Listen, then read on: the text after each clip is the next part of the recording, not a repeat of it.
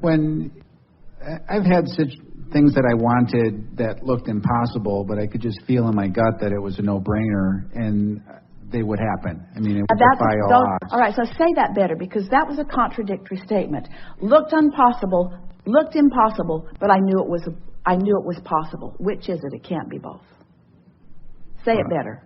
I knew that it was entirely possible that I could achieve that. So what made you say the first part? Same thing that made our friend earlier want to tell us everything that she felt before. In other words, does it feel possible or impossible? Which is it? It's not both.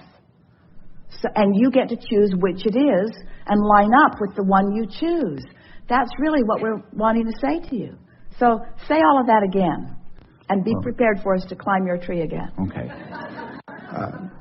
I would look at a situation that was very significant, a very significant level of achievement, and I would want to achieve that goal, and I would just feel that I could do it, and then I did. We like the way you said that. So from now on, those are the things that you want. That's what you want to practice. That's what you want to practice. So we're going to put that in Abraham terminology. I have some desires that haven't manifested. Human logic says if it hasn't manifested, it won't manifest. But I know better. I know that if this time-space reality has the wherewithal to inspire the desire within me, it has the wherewithal to deliver it in full fruition. That's the only thought you ever need to practice. If I want it, I can have it. If I want it, I can have it. If I want it, I can have it. Let's just take another step. If I want it, I can please myself with the wanting of it even before it manifests. Ooh, isn't that a nice thought? If I want it, I can take pleasure from the having of it even before I have it. Stay with us. This matters. If I want something and I don't have it yet, meaning everybody around me can't see me in the having of it, I can still have it in my mind. I can still take pleasure from the unfolding of it to the degree that the whole reason for the existence of the goal is to give me the life-giving moments along the way. And then not only do I have pleasure in the thinking about it, but I'm going to have pleasure in the manifestation of it.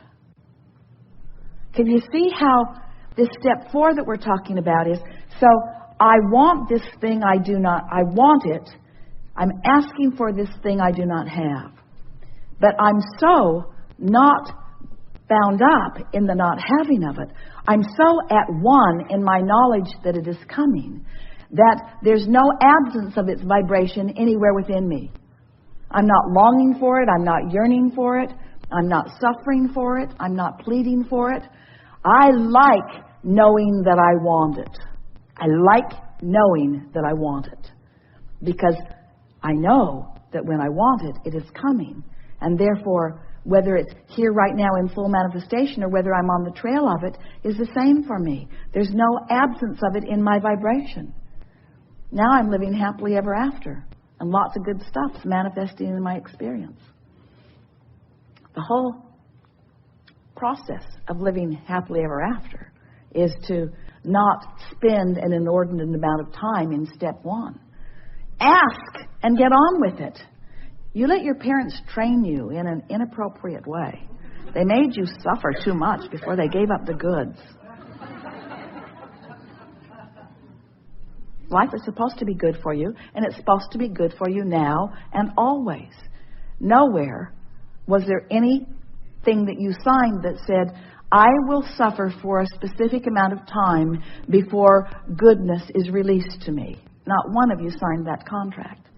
And yet you seem to have adopted it a little bit somewhere along your way. If you believe that you can achieve that desire, then everything is in place for that accomplishment.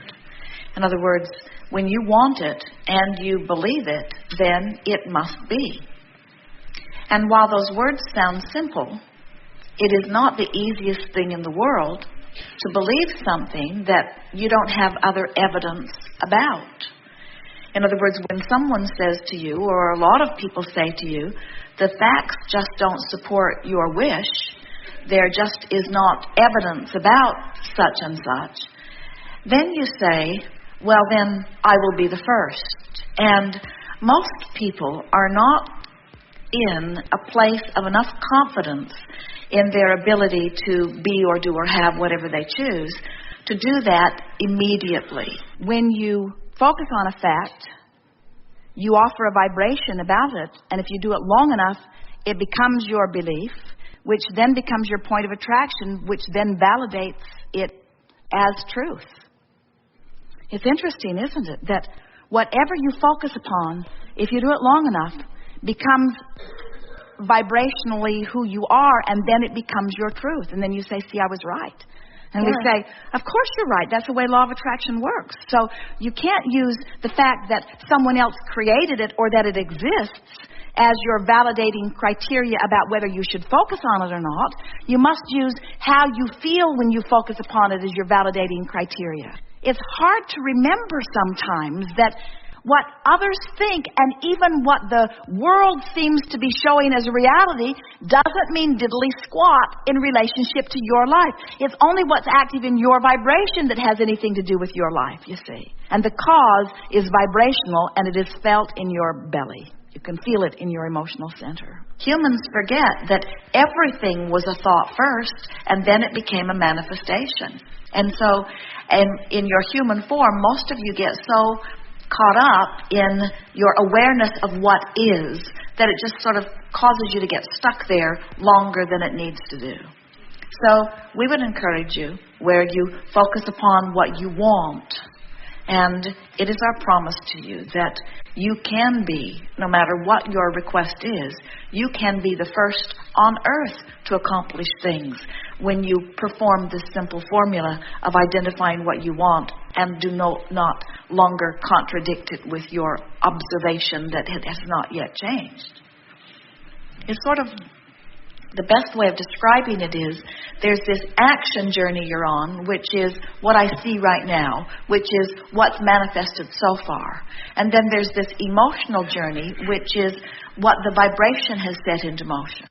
And when you are able to separate what is from what's becoming and feel as happy about what's becoming as you are about what is, now you've really made that jump, haven't you?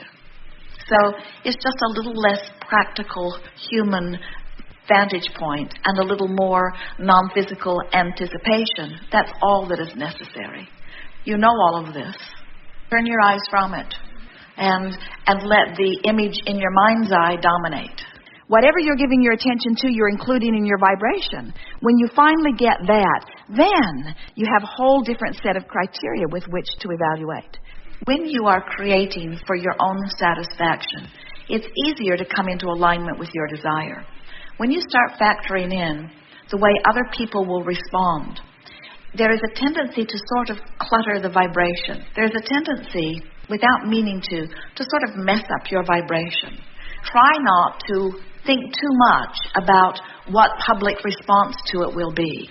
And as you care less about public response, your own personal scrutiny of how you are doing will soften a little bit. Almost everyone thinks that they need some help, some confirmation, some guidance. Almost no one turns to their own resources, and yet the resources are there always. You have to formulate in your mind's eye a steady, constant picture. But if your vision is, I want this, but I've got this, now you don't have a steady stream.